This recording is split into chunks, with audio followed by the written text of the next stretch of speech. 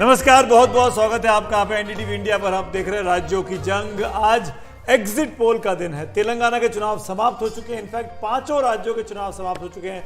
मैं आपके साथ सुमित अवस्थी हूं। मेरे साथ इस एग्जिट पोल्स के कवरेज में मेरे बड़े सहयोगी मनोरंजन भारती मेरे साथ। नमस्कार सुमित, और आपको बता दें कि जो आंकड़े आ रहे हैं हम उसको बार बार एनालाइज करने की कोशिश करेंगे। हमारे साथ मेहमान हैं यहाँ पर, और हम शुरुआत कहाँ से करें?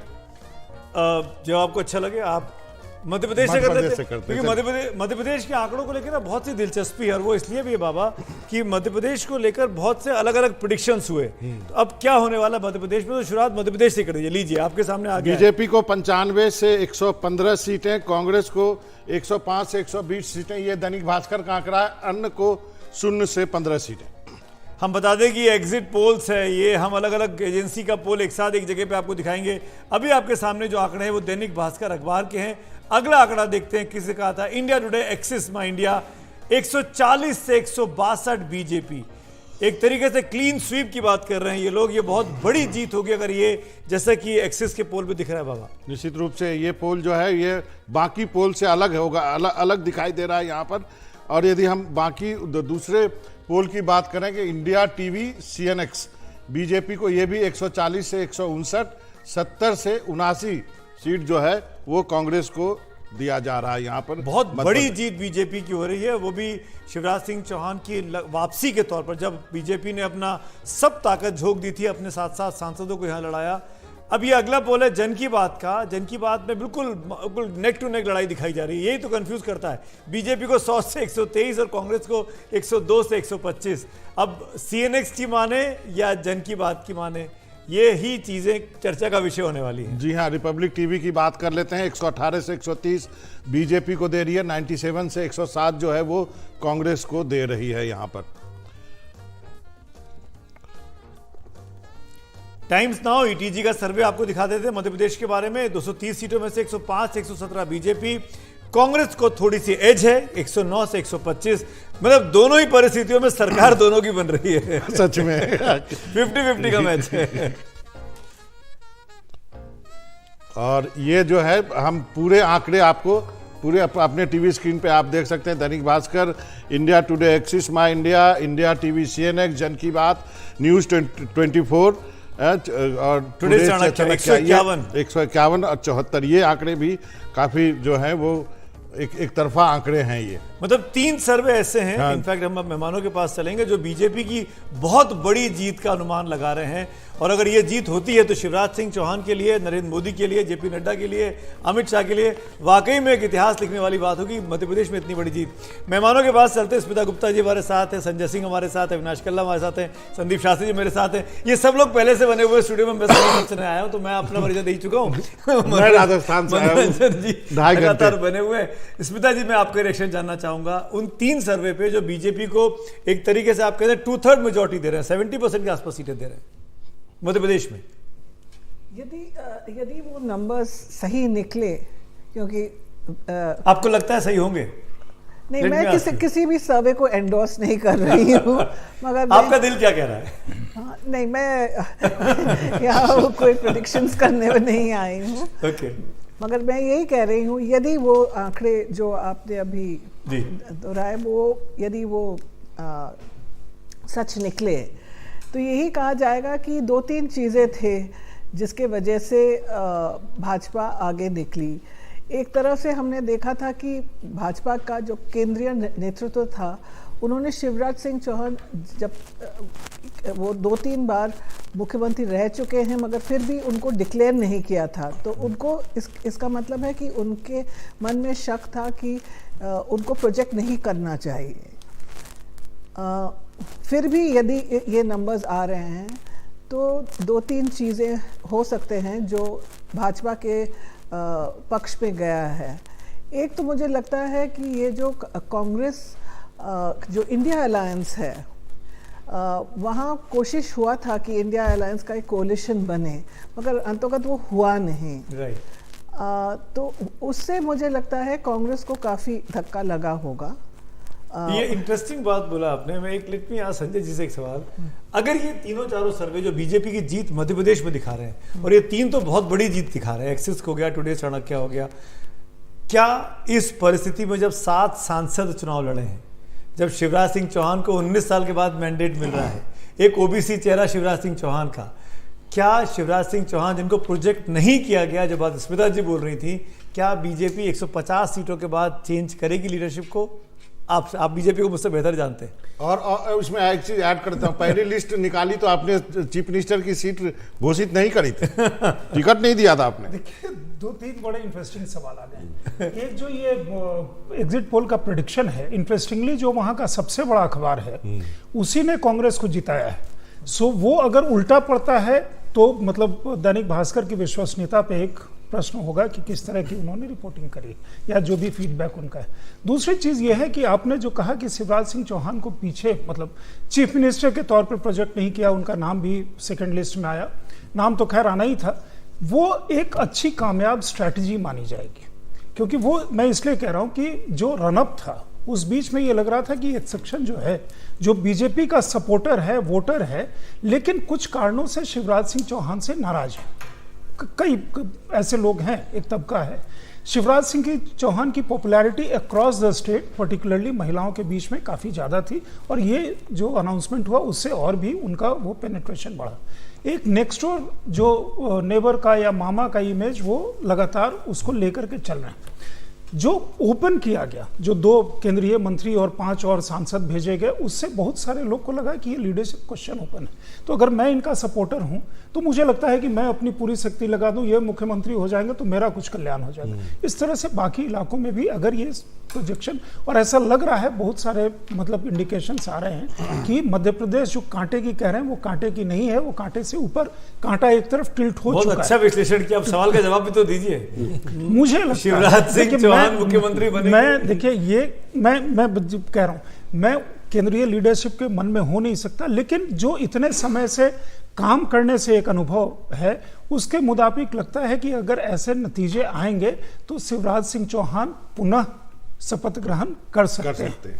उसके बाद पार्लियामेंट्री इलेक्शन होगा, फिर क्या होगा या 3 साल के बाद क्या होगा ये अलग बात है, लेकिन अभी के लिए उनका काफी स्ट्रांग पोजिशनिंग होगी, दावेदारी होगी। आपकी बात संदीप जी, मैं इसी सवाल को ट्विस्ट करता हूं जो मेरी आदत है।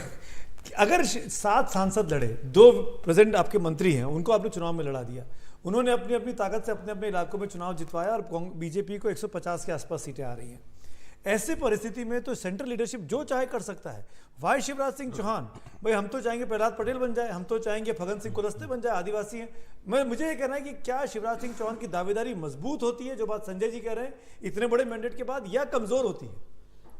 पहली बात मुझे लगता है जब हम 3 तारीख को नतीजे देखेंगे एक कांटे की टक्कर की एक रिजल्ट उस दिन देखेंगे। इतनी अच्छा भारी बहुमत मुझे लगता है बीजेपी को हो या कांग्रेस को हो नहीं मिलेगी। ओके। दूसरी बात, जब केंद्र मंत्रियों को आपने मैदान में उतारा, मुझे लगता है एक कारण ये भी था, एक रेनबो सोशल कोलिशन आप क्रिएट कर रहे थे। वो मिनिस्टर्स अलग अलग सोशल ग्रुप्स को रिप्रेजेंट करते थे, सो उन वोट्स को आप लाना चाहते थे। और आज के बीजेपी के एक पॉलिटिक्स को देखें तो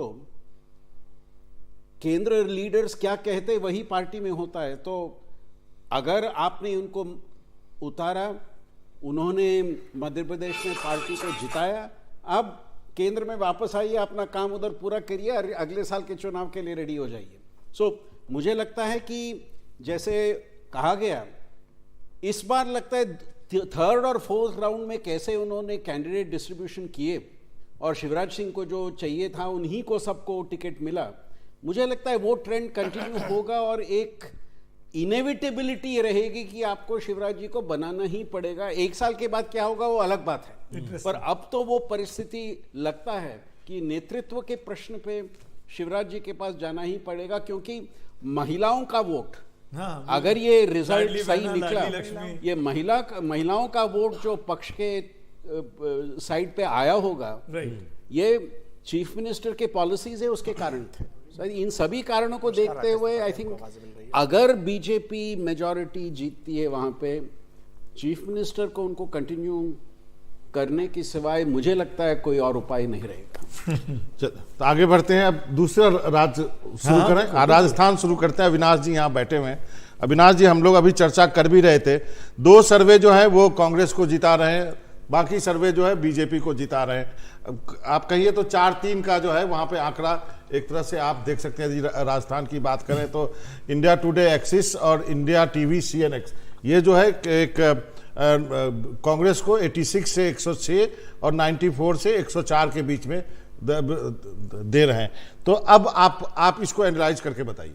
देखिए, अगर ये जो मैंने अभी हम पहले भी बात कर रहे थे कि ये दोनों सर्वे ना दोनों पार्टियों को आज खुश होने का एक रीजन दे रहे हैं चलिए, अच्छी कि बात। आज उनके प्रवक्ता कुछ न कुछ बोल सकते हैं। जैसा प्रताप सिंह खाचरियावास ने कहा कि जो सर्वे मैंने देखा है उसमें कांग्रेस जीत रही है। पर इन दोनों सर्वे में आप देखिए, मुझे चौंकाने वाली बात है वो अन्य का जो फैक्टर दिख रहा है इस चुनाव में, वो सबसे क्रूशियल होगा 20। हाँ, क्योंकि मनोरंजन जी 67 सीट से जहाँ त्रिकोणीय मुकाबला चल रहा है और 11 और जोड़ दे उसमें तो वह चतुर्कोणीय मुकाबला है। तो इस वाले में कोई कुछ नहीं कह सकता। और ये जो वो बता रहे हैं कि जो 2 सर्वे में कांग्रेस को लीड है, एक चीज चल रही है कि मुख्यमंत्री गहलोत की जो जन कल्याणकारी योजना है, पॉपुलिस्टिक स्कीम्स पर, मुख्यमंत्री अशोक गहलोत का ट्रैक रिकॉर्ड हमेशा से ही पॉपुलिस्टिक स्कीम्स का रहा है। उन्होंने इस बार नया कुछ भी नहीं किया। इसमें एक चीज मैं आपकी बात पे जोड़ना चाहूंगा, अशोक गहलोत जब इनकम्बेंट होकर चुनाव लड़े हैं जी, तो बुरी तरीके से बुरी तरह से हारे हैं। पर इस बार ये नंबर तो बचा रहा है उनको। नहीं, पर आप देखिए सुमित जी, इस बार उन्होंने ऐसा लगता है कि ये taken it upon himself as a challenge. Yes, कि मैं डिफाई करके दिखाऊंगा कि ये नहीं हो रहा। मेरे साथ विद परमिशन दो पॉलिटिकल मेहमान भी जुड़ गए हैं, उनका परिचय करा देता हूं। राकेश त्रिपाठी भारतीय जनता पार्टी के प्रवक्ता हमारे साथ जुड़ गए हैं। रितु चौधरी कांग्रेस पार्टी के प्रवक्ता मेरे साथ जुड़ गई हैं, और रेखा राव जी भी हैं जो कि BRS की मेंबर हैं। आपके पास मैं आता हूं, लेकिन राकेश त्रिपाठी, आपको कौन सा फिगर ज्यादा अच्छा लग रहा है? कौन सा देख के आप रिएक्ट करना चाहेंगे अविनाश कल्ला जी की बातों के हिसाब से? देखिए सुमित जी, मैं तो आज जो अलग अलग चैनलों के अलग अलग जो भी एजेंसीज के सर्वे आ रहे हैं, इन सारे सर्वे भारतीय जनता पार्टी के लिए सकारात्मक हैं। मैं इसलिए सकारात्मक कह रहा हूं क्योंकि आप ओपिनियन पोल्स को अगर देखेंगे तो ओपिनियन पोल्स में सभी जगहों पर भारतीय जनता पार्टी को तुलनात्मक रूप से कमजोर दिखा रही थी, लेकिन एग्जिट पोल ने भारतीय जनता पार्टी की स्थिति को आज सुधरता हुआ दिखाया है। आप अभी आपके यहां जो एग्जिट पोल दिख रहा है हमें, राजस्थान में 4 एग्जिट पोल जो है वो भारतीय जनता पार्टी की सरकार बनाते हुए दिखा रहे हैं। जो पोल आप पोल्स में देख रहा हूं, मध्य प्रदेश में भारतीय जनता पार्टी को बिल्कुल क्लियर मेजोरिटी देते हुए दिखा रहे हैं। और ये जो कांटे की बार बार लड़ाई की बात हो रही है ना, एक अजय देवगन की पुरानी फिल्म आई थी, फूल और कांटे, कांटे रहेंगे कांग्रेस के पास, फूल तो कमल का है और वो खिल चुका है, इसमें कोई संशय नहीं। और मैं जितने भी सर्वे हैं, इन सर्वे का सैंपल साइज होता है, सैंपल साइज के आधार पर सर्वे होता है। सबसे बड़ा सैंपल साइज होता है राजनीतिक दलों के पास जो सीधे चुनाव लड़ रहे होते हैं। हर बूथ पर, हर बस्ते पर पार्टी के कार्यकर्ता होते हैं जो वहां से सीधे फीडबैक लेते हैं। हमने जो अपने पार्टी के कार्यकर्ताओं से सीधा फीडबैक लिया है, वो इलेक्शन की डेट पर, जो बस्तों पर आए हुए हैं, जो वोटर पर्चियों के आधार पर।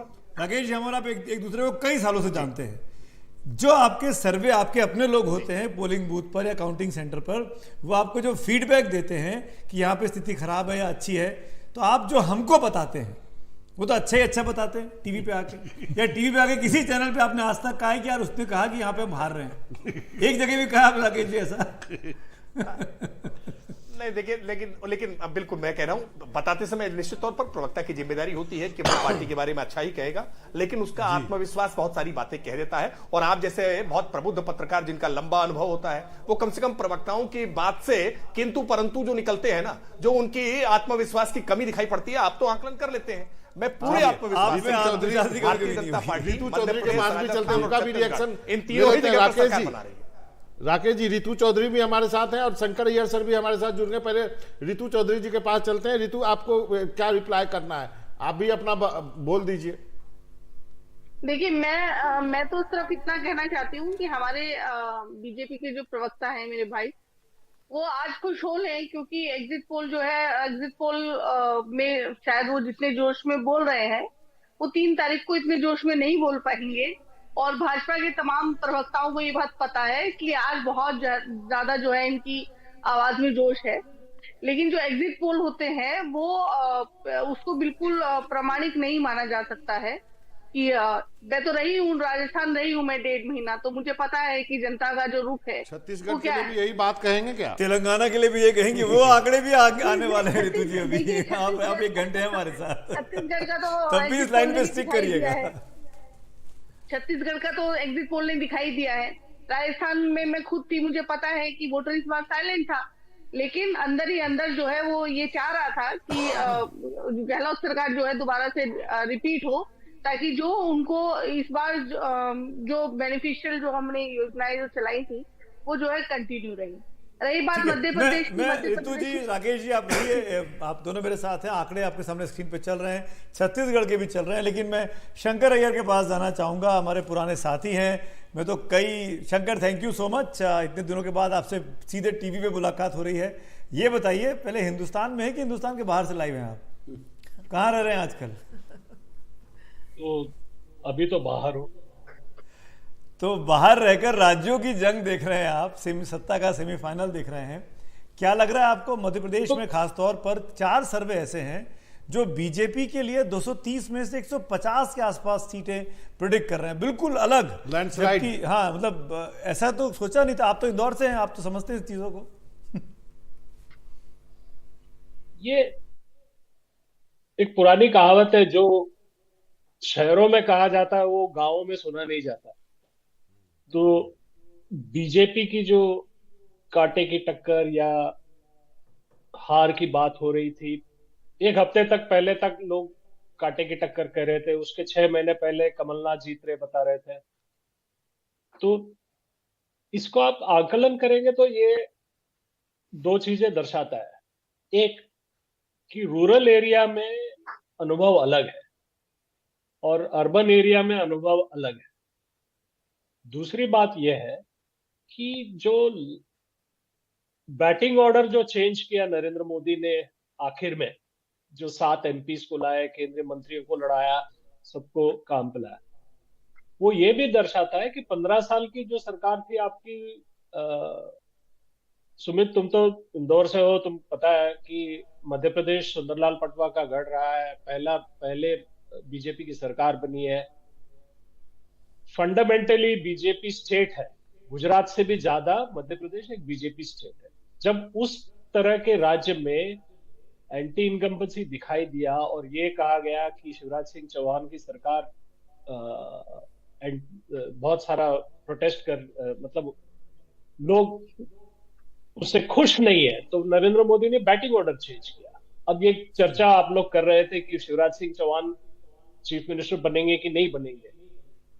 6 हफ्ते या 10 हफ्ते पहले जो जरूरत पड़ी थी बीजेपी को बैटिंग ऑर्डर चेंज करने की, उसको आपको पहले देखना पड़ेगा। दूसरा, इस जीत में श्रेय किसका है? ये जो 7 मंत्री खड़े हुए और 7, 6, 42 असेंबली सीट्स में जो फर्क पड़ा वो है।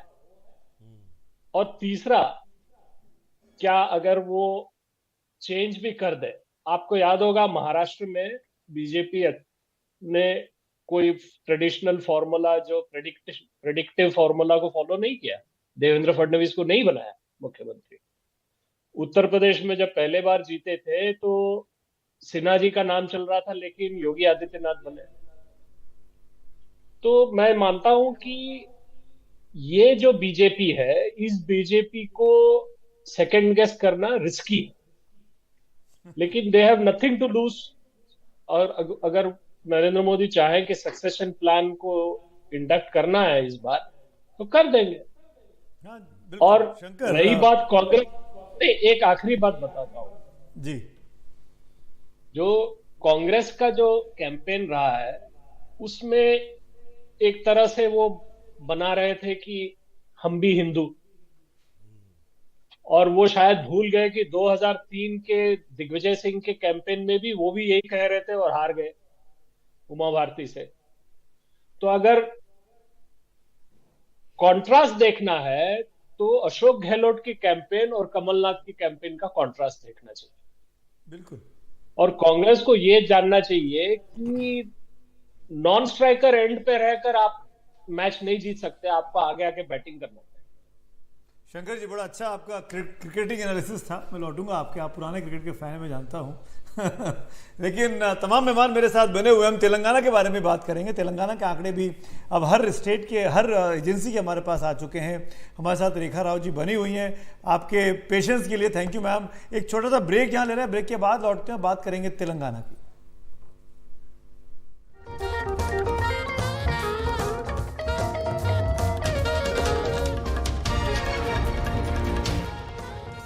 राज्यों की जंग आप देख रहे हैं, हमने अलग अलग राज्यों की बात कर रहे हैं।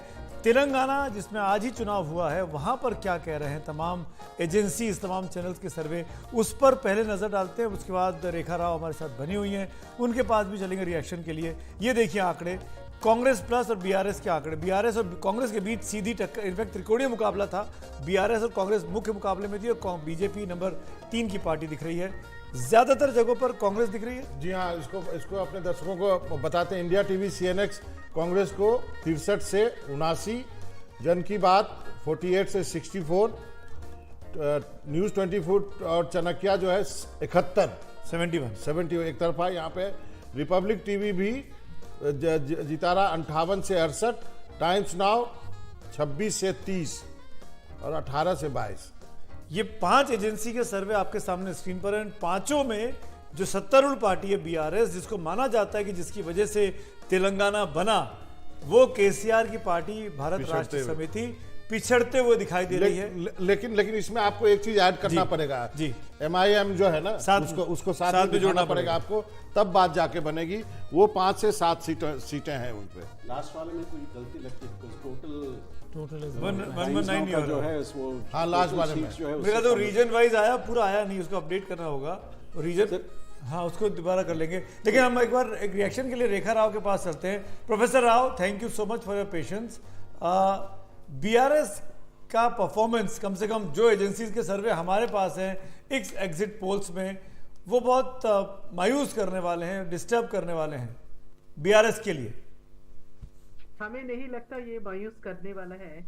9 बजे तक वो पोलिंग होने वाला है, लोग अभी तक क्यू में खड़े हुए हैं। हमें ये समझ नहीं आता ये कहां से आ गया हम लोगों का ये रिजल्ट, दिस प्रेडिक्शन। नंबर 1, अगर हम लोग सत्ता बाजार देखें तो उसमें बीआरएस के ऊपर जो सट्टा लगा वो है 65 पैसे और कांग्रेस के ऊपर लगा 1 रुपीज 75 पैसे। इसके अनुसार जितना हमारा जो लगता है बाजी जितना कम रहता है उतना जीतने का चांसेस ज्यादा रहता है। तो सट्टा बाजार के अनुसार बीआरएस लीड में है। और एग्जिट पोल का जहां तक सवाल है, अभी हमें रुकना है क्योंकि वोटिंग चल रहा है। नंबर 1। नंबर 2, एग्जिट पोल का जो प्रेडिक्शंस है, जो नतीजा है, कितने तक हम उसके ऊपर भरोसा कर सकते हैं। नंबर 1, ये जो एजेंसीज हैं वो कहाँ से वो लोग ऑनलाइन में वो लोग कर रहे हैं या ऑफलाइन, वो पता करना है। नंबर 1। और जो सैंपल ले रहे हैं, कितना बड़ा सैंपल ले रहे हैं, उसके ऊपर भी डिपेंड करता। नंबर 3, वो लोग कितने पैसे खर्च कर रहे हैं, कितने ऑर्गेनाइज वे में कर रहे हैं, उसके ऊपर भी डिपेंड रिजल्ट करता। और एक क्या पॉइंट है कि जो उनका जो सपोर्ट है, हैलो इफेक्ट बोलते हैं, मन के अंदर ही शायद वो लोग एक कोई दूसरा पार्टी को सपोर्ट करे तो उसका इन्फ्लुएंस भी रिजल्ट्स के ऊपर होता। तो जो एग्जिट पोल है, बस जो बीजेपी अभी जश्न मना रहा है, 3 तारीख को पता चलेगा कितना है। जहां तक अभी हम टीआरएस का बात करें या बीआरएस बोलिए, उसमें चांसेस के कम से कम 100 मिलने वाला है, ये पक्का गारंटी है। क्योंकि जितना भी जो हमारे महिलाएं कह रहे हैं कि बीजेपी आपकी बी टीम है वहां पे, लेकिन आपने सट्टा बाजार से शुरू किया। तो मैडम एक चीज बोल दूं कि पूरे भारत में जो है इंडिया पे लगा दिया था क्रिकेट में सट्टा, अब देखिए उसका क्या हाल हो गया। वो तो इसलिए सट्टा उट्टा पे नहीं जाते। जी सर सट्टा बाजार तेलंगाना पे एक बात में कहूं तो, शास्त्री जी कुछ बोल रहे हैं जी। तेलंगाना की एक बात में कहूं तो ये शायद हमें ये दिखाता है कि दक्षिण भारत का चित्र जो है उत्तर भारत से काफी अलग है। वो कर्नाटका हो, अभी तेलंगाना हो, तमिलनाडु हो, केरला हो, इन राज्यों में थोड़ा अभी कांग्रेस अभी भी काफ़ी कंपटीशन में हैं। उत्तर भारत के काफ़ी राज्यों में वो वीक हो गया होगा, बट दक्षिण में उसका प्रेजेंस है। और उस दृष्टिकोण से देखूं तो तेलंगाना थोड़ा एक गेम चेंजर होने की एक चांस है। मैं आपसे तेलंगाना का रिजल्ट नेशनल इम्पैक्ट हो सकता है। 2 चीजें जोड़ दे रहा हूं, आप ही से पूछ रहा हूं। कर्नाटक का असर तेलंगाना, क्योंकि बॉर्डरिंग स्टेट है, वो दिखाई दे रहा है कांग्रेस के लिए। और दूसरा जो मुस्लिम फैक्टर है, कर्नाटक में भी हमने देखा कि जिस तरीके से जेडीएस को छोड़ के कांग्रेस के पीछे खड़ा हुआ, क्या यहाँ पर भी आप ऐसा प्रिडिक्ट कर रहे हैं? अगर ऐसा होता है तो कर्नाटका का कांग्रेस विक्ट्री का एक इम्पैक्ट, कांग्रेस की एक उत्साह बढ़ाने में तेलंगाना में जरूर वर्कर्स को उसका सपोर्ट हुआ होगा। तेलंगाना में आप रूरल और अर्बन फर्क देखेंगे तो जब एक्चुअल रिजल्ट्स आएगा तब आप देखेंगे रूरल एरियाज में मुस्लिम वोटर्स थोड़ा कांग्रेस के तरफ गए होंगे। अर्बन एरियाज में specially Hyderabad, Secunderabad surrounding areas में एमआईएम के साथ उनका सपोर्ट रहा होगा और उसकी वजह से बीआरएस को थोड़ा हेल्प हुआ होगा। लेकिन अगर आप रूरल एरियाज में जाएंगे, वहाँ का वोट देखेंगे, मुझे लगता है संडे को जब आप एनालिसिस करेंगे मुस्लिम वोट का एक इम्पैक्ट रूरल एरियाज में कांग्रेस के तरफ शिफ्ट हुआ, वो आप शायद। तो इसका मतलब एमआईएम जो है हैदराबाद में मुस्लिम वोट लेती रहेगी, बाकी जगह उनका जो सपोर्ट कम हो गया। बड़ा इंटरेस्टिंग है, असदुद्दीन ओवैसी देश भर में चुनाव लड़ते हैं और अपने राज्य में सिर्फ हैदराबाद में चुनाव जीत पाते हैं, पूरे तेलंगाना में नहीं जीत पाते हैं। मैम आपके रिएक्शन जानना चाहेंगे जो प्रोफेसर संदीप शास्त्री ने एनालिसिस किया कि जो हैदराबाद के बाहर का अल्पसंख्यक है, माइनॉरिटी है, मुस्लिम है, वो कांग्रेस के पीछे इकट्ठा हो रहा है। प्रोफेसर राव। हाँ जी, नहीं उससे पहले हम ये बोलना चाहेंगे कि अभी जो सर है वो बात कर रहे थे रूरल और अर्बन का। रूरल में ज्यादातर जो वोटिंग होगा वो बीआरएस का होगा, क्योंकि जितने भी हमारे पब्लिक वेलफेयर स्कीम्स है वहां पे ज्यादा इम्प्लीमेंटेशन है और ज्यादा लोग वहीं में वो लोग फायदा हो रहा है उन लोगों का। फॉर एग्जाम्पल आप महिला वोट के बारे में हम बात कर रहे थे, कल्याण लक्ष्मी ले लो, जितने भी बीपीएल फैमिलीज हैं, कल्याण लक्ष्मी बोलो या शादी मुबारक बोलो या फिर केटीआर किट बोलो, ये पूरा महिलाओं के लिए ही है। सो महिलाओं का वोट वहीं पे है। अगेन फिर देखा जाए तो बुजुर्ग, वृद्धा, आश्रा पेंशन उनके लिए है। अब तक जो बुरा हाल था विधवाओं का वो भी पेंशन द्वारा हो रहा है। फिर डिवोर्सेस बोलो। तो हमें क्या लगता है सबसे ज्यादा फायदा जो होगा वुमेन वोटर्स करेंगे। और अगेन स्टूडेंट्स का भी वोटिंग ज्यादा रहेगा, क्योंकि 20 लाख अनकंडीशनल लोन बीसीएस को या लोअर कम्युनिटी को दे रहे हैं, तो स्टूडेंट्स का वोट भी यहाँ रहेगा। एक रिएक्शन मैं ऋतु चौधरी का लेना चाहूंगा, कांग्रेस पार्टी की स्पोक्स पर्सन हमारे साथ बनी हुई है। ऋतु क्या है इसकी वजह, क्यों ऐसा हो रहा है तेलंगाना में? देखिए अगर ऐसा होता है तो तेलंगाना की जो जनता है उसका एक इमोशनल अटैचमेंट है कांग्रेस पार्टी से हमेशा से, जो कि अब इस इलेक्शन में बहुत ज्यादा जो है वो निकल के आया और लोगों ने इस चीज को महसूस किया कि जो तेलंगाना को बनाने वाली जो पार्टी है वही तेलंगाना का विकास नहीं कर सकती है। और जो बीआरएस पार्टी है वो सीधे सीधे जो है बीजेपी की बी टीम है। और ये लोग जो है मतलब इनका जैसे भी अभी बीजेपी जो है तेलंगाना में बैकफुट पर आ गई तो अपने आप को एक तरह से कुर्बान कर दिया बीआरएस के लिए। तो ये भी जनता को ये बात भी समझ में आ रही है। दूसरी बात ये है कि जितना भी दलित वोटर है या मुस्लिम वोटर है या अल्पसंख्यक या फिर आदिवासी वोटर है, जो ओबीसी वोटर है, वो ये जानता है कि क्षेत्रीय पार्टियों को वोट देकर कहीं ना कहीं कांग्रेस को कमजोर करेंगे। और हर जो भी पिछड़ा जो व्यक्ति है, किसान है, मजदूर है, गरीब है, दलित है, आदिवासी है, वो ये चाहता है कि जो है अभी जो है कांग्रेस का शासन आना चाहिए 2024 जरूर। और उसके लिए जरूरी है।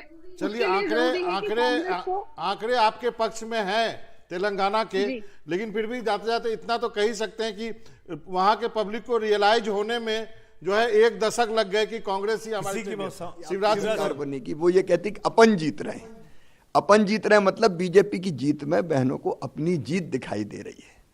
और इसलिए लाडली बहना ने सचमुच में चमत्कार किया है। वोटिंग के बाद हमारे बीजेपी की भी कई नेताओं से बात हुई, अनौपचारिक चर्चा में भी आप 140 तक पहुंचे, बीजेपी के अन्य नेता भी 140 तक नहीं पहुंच पा रहे, 120, 25, 130 तक ही पहुंच पा रहे थे। लेकिन ये तो मतलब जिस तरीके से बताया जा रहा है आप 40 तक सबसे हाईएस्ट आपका था, लेकिन अब ये तो उम्मीद से भी थोड़ा ज्यादा। देखो मैंने केवल संभल के बोला था, लेकिन मैंने कई जगह ये कहा कि जिस ढंग से बहनों का स्नेह और प्रेम मिल रहा है और जनता की जैसी भीड़ उमड़ रही है, नतीजे अप्रत्याशित आएंगे, अभूतपूर्व आएंगे। सर कांग्रेस भी दावा कर रही है, हालांकि अब मुझे कुछ कहना नहीं है, उनको दावा करने का अधिकार है भाई, उनको दावा करने दीजिए। कर रहे। नहीं, अब 2 सर्वे 3 सर्वे में 150 सीटें मिल रहे हैं, इसके बाद नहीं बात करेंगे तो कब बात करेंगे। और फ्रेम भी देखा, बहुत इंटरेस्टिंग फ्रेम बनाया था जिस कैमरामैन ने भी शूट किया था। एक ब्रेक के लिए रुकते हैं, कहीं जाएंगे हम नहीं, चंद पलों में वापस लौटते हैं।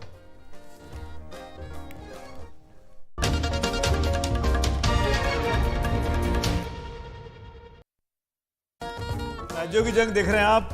हम लोग तेलंगाना की बात कर रहे हैं। तेलंगाना के एग्जिट पोल्स में बीआरएस और कांग्रेस के बीच मुकाबला है, लेकिन ज़्यादातर सर्वे जो दिख रहे हैं उसमें कांग्रेस को ज़्यादा अच्छी एज दिख रही है कंपेयर टू बीआरएस। स्मिता जी, मैं आपका रिएक्शन जानना चाहूँगा, एक क्विक रिएक्शन। क्या बीजेपी ने ये कॉन्टेस्ट लड़ा ही नहीं, बाहर निकल के इस लड़ाई से तेलंगाना के लिए? एक तरह से आप कह सकते हैं, मगर मुझे लगता है कि ज़्यादातर चुनाव दो तरफा होता है। देयर आर टू, लोग चुन लेते हैं कि कौन सी 2 पार्टीज हैं जो ये चुनाव जीत सकते हैं। तो उसमें कांग्रेस काफ़ी पहले से ही आगे थी, तो ये लड़ाई तो बीआरएस और कांग्रेस के बीच में है। और यदि ये जो आंकड़े आ रहे हैं एग्जिट पोल्स के, तो ये this could be a game changer for Congress, क्योंकि आपको याद होगा कि 1977 में जब इंदिरा गांधी चुनाव हार गई थी, साउथ इंटैक्ट था। सो यहाँ कर्नाटक उन्होंने इसी साल उन्होंने जीता।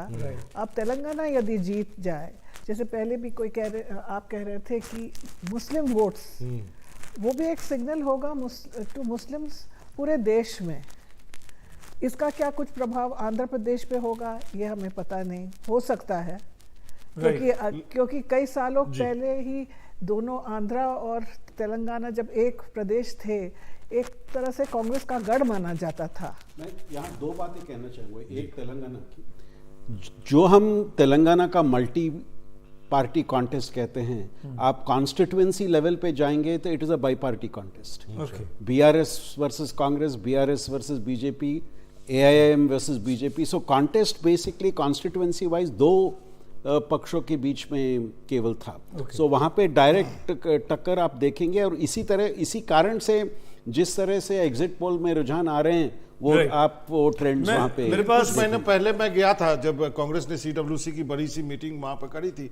उस वक्त लोग बोल रहे थे 40-42 सीट के आसपास कांग्रेस रहेगी। इतना कम समय में इतना कैसे बदल गया? इनफैक्ट राकेश त्रिपाठी से एक रिएक्शन ले लेता हूँ। मनोज जी, आपकी राकेश जी, मैं जानता हूँ आप यूपी में हैं, लेकिन मैं बात तेलंगाना की कर रहा हूँ और आप स्क्रीन पे दिख रहे हैं। तो बीजेपी को ये मौका ज़रूर मिलना चाहिए कि वो समझाए इस एनडीटीवी इंडिया के दर्शकों को कि इस लड़ाई में जो वो आगे बढ़ के लड़ रही थी आज से 3 साल पहले, जब ग्रेटर हैदराबाद का चुनाव हुआ और खुद अमित शाह जी जाके ने कैंपेन किया जाके, और आप लोगों ने बहुत अच्छा परफॉर्म किया, कई सारे आपके काउंसलर जीत के आए।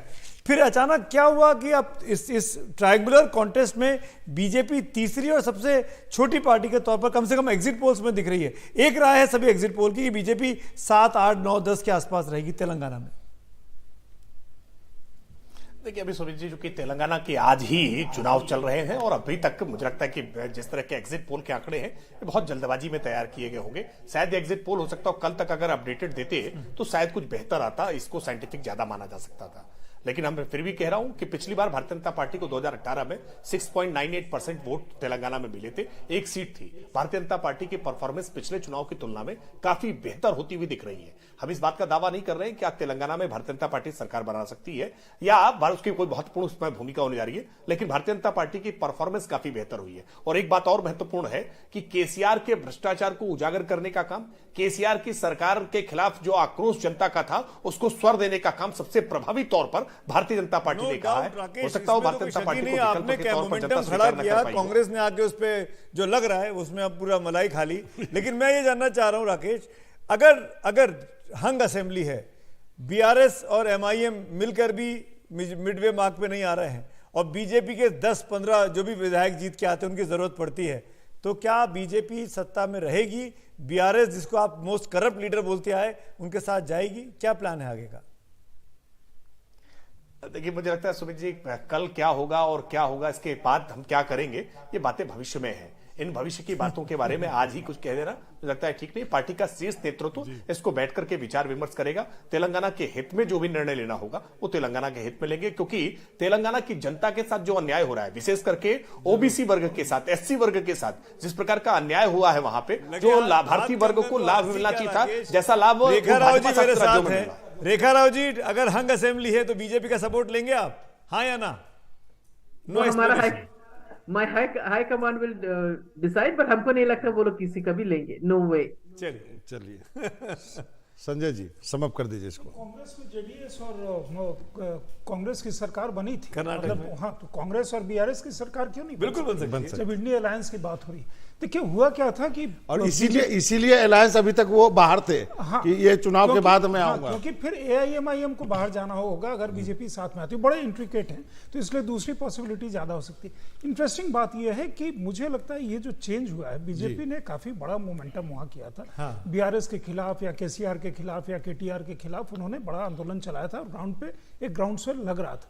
पोस्ट कर्नाटका इलेक्शन हमें लगता है कि वो जो मोरल इनका वो डाउन हुआ, इनके वर्कर्स का और कांग्रेस का अप हुआ, वो दैट मेड अ डिफरेंस। और उसके बाद थोड़ी बाकी चीज जो होगी, एक बार जब आक्रोश बनता है तो कोई ना कोई उस आक्रोश का वो समेटने का काम करता है। Sanjay ji, but this is a close election. Congress और एमआईएम का भी तो बन सकती है ना सरकार? हाँ, बन सकती है, बिल्कुल बन सकती है। क्यों नहीं बनेगी? आप कहाँ हैं? हाँ, तो यूपीए 1 का हिस्सा थे। मुझे मैं रोक रहा हूँ। मनोरंजन जी को छोड़ना भी चाह रहा है, लेकिन वक्त की कमी है। बार बार मेरे डायरेक्टर मेरे पीछे पड़े हैं कि भाई ब्रेक ले लो, ब्रेक ले लो। एक छोटा सा ब्रेक यहाँ ले रहे हैं। तमाम मेहमानों का मैं शुक्रिया अदा करूंगा, लेकिन ब्रेक के उस पार बाबा का एक एनालिसिस जरूर है, वो उसके लिए आप बने रहिए मेरे साथ।